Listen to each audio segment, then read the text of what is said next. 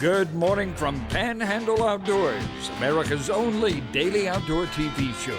Your source for fishing, hunting, and information for folks who enjoy the great outdoors. Now sit back, relax. It's Panhandle Outdoors. Good morning, folks. Welcome to Panhandle Outdoors in Winston Chester. Glad to hear this morning. Let's get started with our weather. Brought to us by Gulf Coast Air Conditioning. Drew Pollard and hard-working crew up there. And folks, they have a challenge with this heat and everything. Everyone, I just want to go and say something about the heat we're having. The meteorologist has already predicted 100 for inland for tomorrow. He was talking about it's the first time he's predicted 100 all summer. So you know what kind of weekend we're going to be facing. So we'll be talking about the importance of sort of staying safe with this. But let's move on. High today, 93 here on the coast. Low tonight, 82 is only going to be the low, 82. And water temperature in the pier is at 87. We're at the end of July in Florida, so the 1st of August will be Sunday. River reading brought to you by Mountain Dew, on the outdoors with Mountain Dew. The outprice cold at Bluntstown. It's still in double figures, 10.1, and it's just got high. But I know there's going to be some folks swimming on those sandbars this weekend. Choctahatchee at Caryville, 7.6. It's going to have a little bump in it from that rain we got Wednesday up there in the lower Alabama and upper end of that river. So it's going to be 7.6. So both rivers a little bit high, going to be a little bit, they're going to be cool and refreshing if you want to get in on one of those sandbars. Tide chart brought to us by Kent Forest Lawn here on 23rd Street, and talked about it all week, flat, neat tides. Now, and we're going to look at, on Monday's show, we're going to look at the August tides. I've already glanced at them. And August is really, overall, the weakest tides of the year usually is in August. So, and we'll talk about it. But this weekend, no tidal flow. A little bit on maybe Sunday. So be aware of that. The wind's going to be coming out of the west at about 11. Okay, but a little bit of tide we have today. The high part's going to be around 4:11 this morning, and it'll be low at 4:35 this afternoon. But not much movement. Let's take a break. We'll be right back.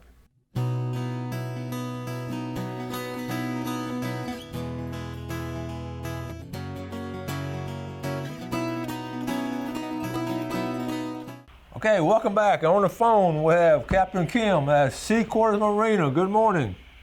Good morning. How are you? We're doing great. Now, is it as hot down there as it is up here? Yeah, we're all steamy. Yeah. Oh, man. Yeah, it's been unusually hot. I guess it is July, so it's all right. Listen, we were talking about the Seaquarters putting on the big kids tournament. You had 196 kids, and y'all gave T-shirts to all those kids? Yeah, they get the T-shirts and the fishing poles, little tackle boxes, and it was just all you could see through town was all these kids and all these T-shirts. It was like a wave of color. It was perfect. I bet that was something special to go around town and see all the kids spread out in there and all. I bet that was cool. Oh, yeah, they had a blast. Every one of them had a little fish, and they were all so happy, and the weather was perfect, actually, so that worked out well. It was a good time. Well, thank y'all for doing that for all those kids. Now, let's get our captains down there. What's going on with the fishing? Oh, my gosh, it's been great. Every charter captain in town has been bringing back good-looking fish, big snapper, big grouper, Spanish mackerel. I mean, they've been catching a little bit of everything here in the last few days. The weather's finally been a little cooperative, so it's been a real good time, It's a shame it's over because it was quite quiet this morning when I got here. Yeah, I bet it was quiet. And I guess they were sort of going early, probably getting back early, probably. Oh, yeah, they were all limiting out and coming back, right after lunch, so it worked out pretty good for everybody. Okay, what about anything going on inshore this last week or two? Yeah, the trout and redfish are always happening, but we've had some tarpon hanging out here in front of the office for the last couple days, and oh my gosh, they're fun to watch. And they, probably 4 or 5 days ago, they were chasing mullet all over the place, and that's kind of slowed down a little, but you'll still see them right out the edge of the current line, like towards the bridge and right here in front of the office. So they're still actually here, and I heard a guy fly fishing for them a couple days ago having some good luck. Oh, that is great. And okay, one more. What about our freshwater, the river and all? Well, we've had a little bit of rain, so it's touch and go there. Okay. They have been doing a little bit of brim fishing. It's just, with the amount of rain, the river's a little bit higher than normal. So it's not as good as here, like in the river, per se, in front of the office and out towards the bay. All right. Well, Captain Kim, that is a great report, and we're getting ready to come down there pretty soon and see y'all for the big three-quarters tournament now. Yeah, we're sure looking forward to that Kingfish Shootout benefiting the Leukemia Research Association. So we're gearing up for it. We're getting ready, and hopefully the weather will be promising. We'll have a great tournament. We're getting excited about it. We're looking forward to it. Thank you so much. All right, you bet. You have a great weekend. You too. All right. Goodbye. Thank you. Bye-bye.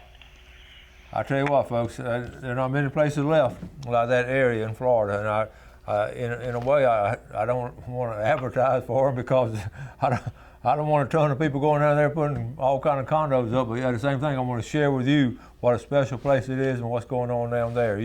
If you can't catch fish down there, you can't catch them anywhere. You got fresh water right in the back door, and then you got right there looking at tarpon out of tackle, and then right over there you catch redfish, and then right past there you're going to catch snapper and grouper. It's just perfect. So anyway, you can tell I'm in love with sea quarters. Okay, now what's going on, and then that tournament, we're going to be coming up pretty soon talking about that. I've got some pictures to show you. Let me see if I can get them all set up. Let's start with Alan Hawkins. Let's start with his freshwater picture. Alan Hawkins updated his cover. Hold on, Jeff. We got him on there. All right, here we go right here. That is a nice looking red breast brim right there. Alan Hawkins, the Hawkins family up there. Miss Hawkins wouldn't recognize their old place now. We've been talking about every Friday for the last 2 or 3 Fridays. I've talked about the mahi, and here it is. This Tyler Robinson went out, and you can see they caught a bunch of them. Now, he was fishing. They were geared up for it. They didn't just go out there in a little 16-foot boat. They were geared up for catching the mahi, and a good job, Tyler Robinson, son of Jeff Robinson. Hey, but here you want a minnow bucket while you're out there, there's some fishing chairs, this garage sale. I'll try to get you the address for you. Okay. Hey, here's a job right here. If you are looking for a job, we are in need of somebody that can catch live bait and throw a cast net out of Panama City Beach, Florida. Working about 4 days a week, a 70-30 split. Contact, that's the number right there, 630-0663. You got a teenager who wants to make some money, that's a good way to do it. That's Teresa Walker there. A friend of mine gave this to me the other day. This was found, of course, on private land on the water, along the water here in Bay County. And you can see the size of it. I want to put the quarter there. I just want to show you. This the Native Americans use this. This was a little fishing point right here. They would shoot the fish in the water, and that was. I just get thrilled at these little arrowheads and different things. So, thank you so much for that gift. Okay, well, let's go and take a quick break, and we'll be right back.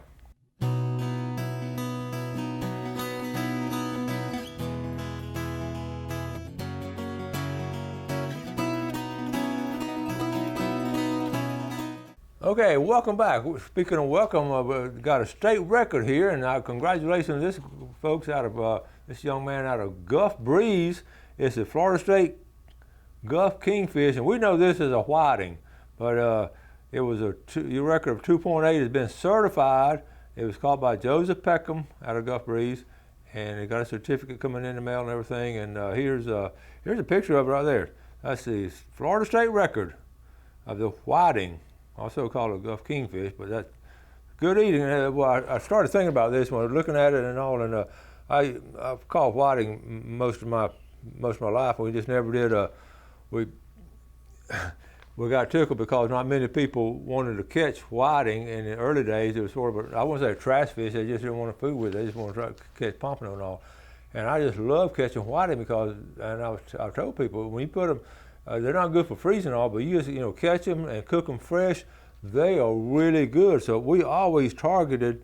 If we caught a whiting when we were pompano fishing, we were just really tickled about that too. So a lot of times that was just like a bycatch, like a Spanish mackerel used to be, and triggerfish. Triggerfish used to be a bycatch. Old timers get aggravated with triggerfish and all. Now they're a delicacy, and triple tail same way. Now a couple more pictures here. Let's catch up my neighbor up the road from me. He's not down the road now, he's up the road, up there in Southport. Russell Hines caught this the other day.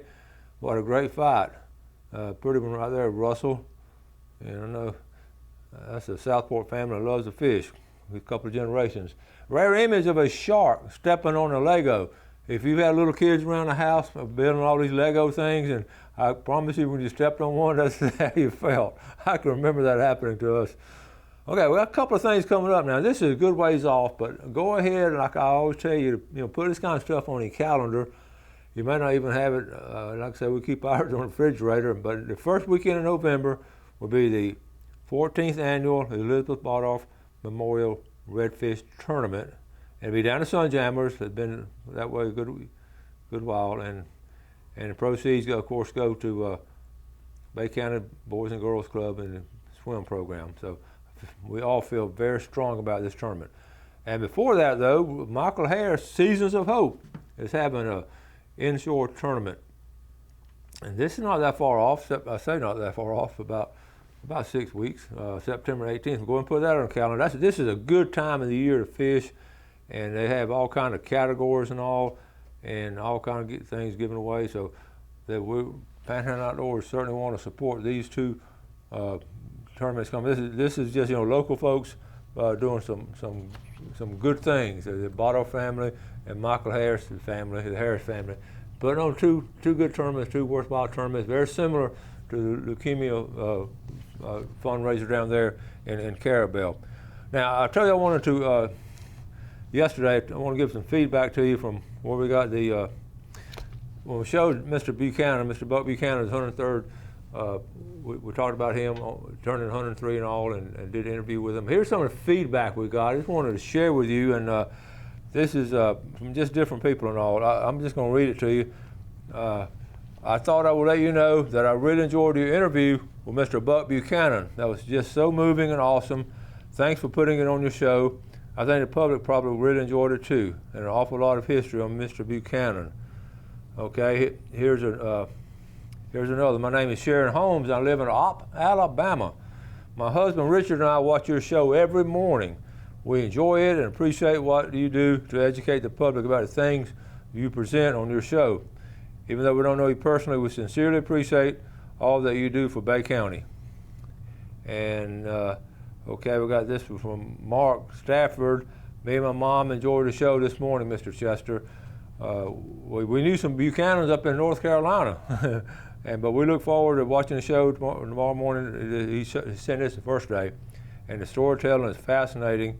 And he talks about his mom's older brother was in World War II.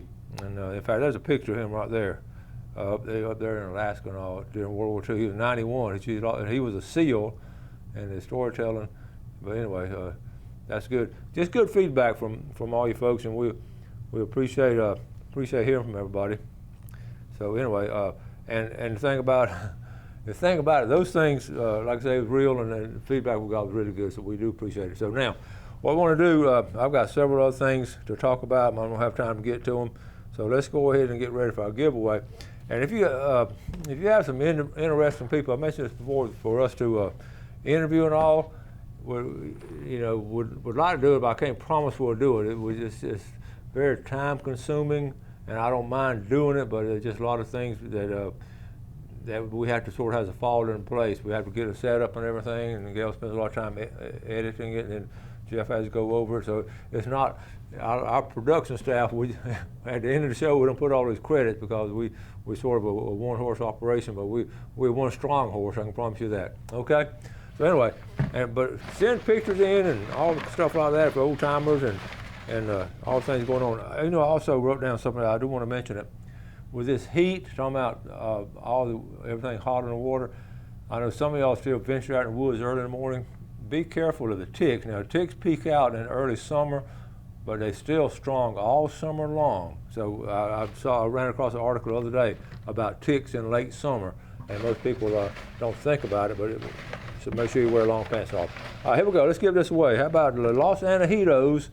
How about $25 gift certificate going to all the way from Bayou George, Lynn, all day. Okay, and the second one coming all the way from Youngstown, Pearl Vi. All right, Ralph and Pearl. Been watching the show since we started in Youngstown. Appreciate y'all. And now the $20 to Tarpon Dock from Panama City, Carol Keeling.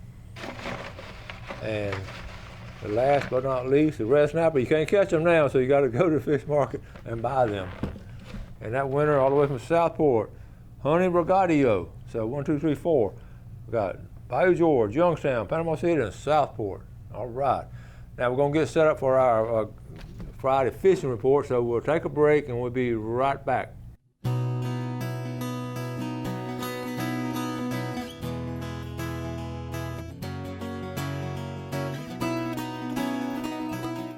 Okay, welcome back. Let's get started with our famous Friday fishing forecast based on our reports we get during the week from different people we talk to and different sites we check, and we feel like it's a very good report, very concise and to the point. But we're going to start this week. We haven't done this in a while. We're going to start in the Funiac Springs, home of the Bent Rod Fishing Club, because you saw earlier on Thursday's show, maybe Wednesday's show, a couple days ago, the big how to catch mullet with the Bent Rod Fishing Club. J.B. Hillard brought a young man from Canada down with him, and we didn't bring him down from Canada. The guy came from Canada, went fishing. But anyway, when he catch those mullet, they just use little gold hooks, but they have certain areas and all. But anyway, all along the river, all along the Choctawhatchee River, going into the Choctawhatchee Bay, they fish up in the river and all. But catching these mullet are a lot of fun, and you saw they caught 40, and they could have caught a bunch more if they would have wanted to. But anyway, let's get over here on the river. You can put in an Ebro, you can go up, and of course you can go down. But anyway, all along the river here, New Hope, up there around Vernon, all they're good places to mullet fish. So a little gold hook, and you can catch them and go and cook them. Go and fry them up or smoke them. So anyway, I wrote that on. The first thing I wrote down here is the heat is on. I wrote this down as the heat is on this weekend. I mentioned it during the weather report. So where do you fish during the heat? Well, the first thing that comes to my mind is some of these old ponds. We used to call them old farm ponds because every farm had a pond, but now ponds are spread out. There's some natural lakes and natural ponds, but there's man-made ones too. The ideal behind those is that you can get in the shade, or you got your vehicle close by, you can fish a while, then get back in the vehicle. You don't have to walk far. So pond fishing is good in the summertime, especially late in the afternoon. It's still warm and all, but a lot of old timers will fish late in the afternoon in the ponds. So I got pond fishing down. One. The second one I wrote down for hot weather fishing is the sloughs. As we go up off the main river, you got all these sloughs coming up there. Run the river, get up in the slough. You're going to be in the shade, and you'll keep moving around. Now, Gail has started a good while back when we started going to all these ball games and everything. She has a couple of battery-powered fans, and so we'll put those in there if the wind's not blowing anything, and just get air moving and circulate. So don't forget those little battery-powered fans. They make all kinds, and they work. They really do. And the third one, of course, I said bridge fishing under an umbrella. We talked about that before. So those are the places you can go to in hot weather fishing like we're having this weekend. All right, now I wrote down at Kings are, last week I said there wasn't very many kingfish being caught, but now Kings, this past week they made a good run. They caught quite a few off the pier, and some of the boaters caught some. So the king mackerel are in pretty strong this past week. I know, well, you've noticed where the water sort of heated up on the end of the pier. The kings are strong. Also the mahi, you saw the pictures of mahi, they're on fire right now. A lot of good mahi being caught. The next thing I wrote down, tarpon. Little did I know when I talked to Sea Quarters that she was going to talk about tarpon right there in their backyard. So tarpon are strong this time of year. So you can catch them, watch them jump, and let them go, and catch them again tomorrow. Red snapper, no red snapper. Like Captain Kim said, it's pretty quiet around the marina this morning. Wasn't a lot of people getting ready to go, but now, like I say, Sunday the amberjack will be opening up, so that'll be good.